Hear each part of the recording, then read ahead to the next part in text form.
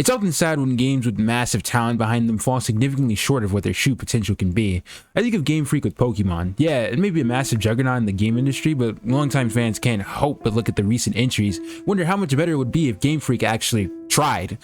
They have a formula that works, and realistically, why would you need to change it? Why actually throw talent and hard work at projects that could break technical records when you can copy and paste a blueprint and break monetization records? Enter Rockstar.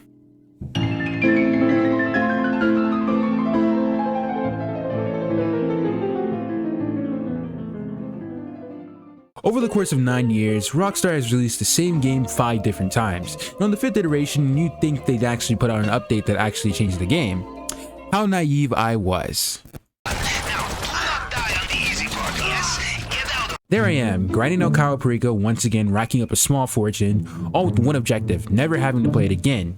Expanded Enhanced is on the horizon. With a name like Expanded and Enhanced, one could expect an experience that is expanded and enhanced. But what I got was nothing. Expanded and Enhanced was neither expanded nor enhanced. Literally, all it did was divide the player base and give the game graphics settings that have been on the PC for almost a decade.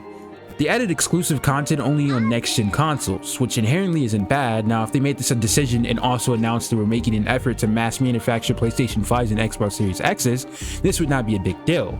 But that clearly wasn't the case. Honestly, it's hard to be surprised, because the signs of this being a lackluster update were made apparent weeks before they released. Rockstar released a newswire that went over the new features of Expanded and Enhanced, but instead of calling it Expanded and Enhanced, they changed the title of the new update to GTA 5 and GTA Online. Okay. Expanded and Enhanced were more of an attention grabber, but hey, maybe it's just a weird marketing decision. For the enhanced part of the deal, we got screenshots of high-resolution frames of story mode and online. The graphics look good. It's good to see GTA's graphics are finally up to the standard of every AAA game in the modern era, but what most people are looking for is the expanded part. GTA Online is in a position where there is no meaningful linear progression. Even if you are level 100 with 30 million in the bank and your garage is filled with cars, it doesn't matter. Level 20 can have 30 million in the banks and only need half the cars a level 100 has. Businesses and heists are all irrelevant when Kawaii is the king of making a profit, and selling cargo and transporting cargo is almost guaranteed to be griefed. But in a way, it's kind of unifying, because no matter the level you are, new content matters a lot. Compare this to Warframe, where new content only applies to people who already have logged in way too many hours in the game. Any player can buy a new car, any player can play any new heist. So what great things have GTA added to expand the experience? Some cars. But it's only on next gen. Not even the PC player gets them. Now, you know something is messed up when the PC players aren't included. Rockstar's biggest level of incompetence came in a smaller fashion, a background piece of laziness that summarized Rockstar's appreciation towards their own game.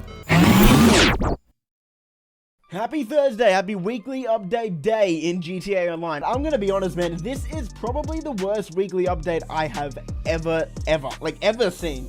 Ever in all of the years I've played this game. It is pretty wild. Moving into the discounts, the property discounts this week, there are none. That's right, there are no property discounts this week. Alright, let's move into the vehicle discounts. Again, there are none. What is going on, Rockstar? What is this? Is this a prank? What? But guys, don't worry. The weekly updates started to suck. This wasn't a one-week thing. In fact, every week from this point have been severely lackluster, and people were starting to notice. Maybe this is a bad week to prep us for the disappointment of the enhanced version. This week's discounts are pretty bad. How bad? There are none. Oh, wow. Rockstar truly hyping up the expanded and enhanced version like this. Can't wait to get a new t-shirt as Rockstar's gift for the release of expanded and enhanced. This is probably foreshadowing the expanded and enhanced update. Everything is going to be the same. I understand expanded and enhanced just came out and that was their main focus, but they are really dropping the ball on these weekly updates recently. And low-key, the weekly updates are why I play it, not gonna lie. I like grinding money different ways each week. Rockstar obviously dropped the ball with this update, and all it did was separate the player base for not even anything good. Yeah, the new faster cars are cool, but we could have got that in any update, not an update that's been hyped to change the game since last year. Weaponized Ignis is just an Ignis with a turret slapped on top of it. Yeah, expanded and enhanced sucked. Could have been great, but it wasn't. Looks like we'll have to wait another half a year for another meaningful content drop. Oh my goodness!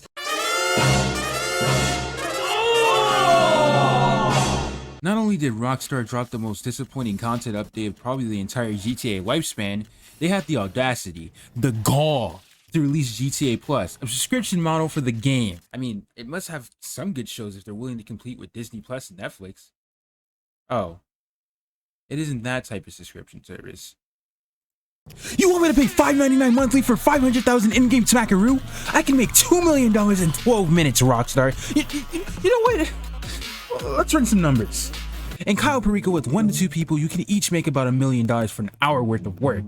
Now, if you were to do it with a replay glitch and adjust the cuts, you can make about $2 million every 12 minutes. Granted, you're not the host of the replay glitch.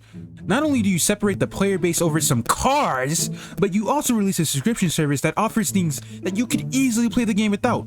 Better shark cards, not even free shark cards, just better shark cards, and exclusive content that once again divides the player base even more. First, if you don't have a new gen console, you don't get any of the new content. Now, if you don't have the new subscription service, you don't get all of the new content. I'm surprised they didn't launch NFTs with this. So Rockstar, I have one question for you. Are you okay? Because the only thing that's worse than playing a game that's way past its prime is to continuously support it as if it's not.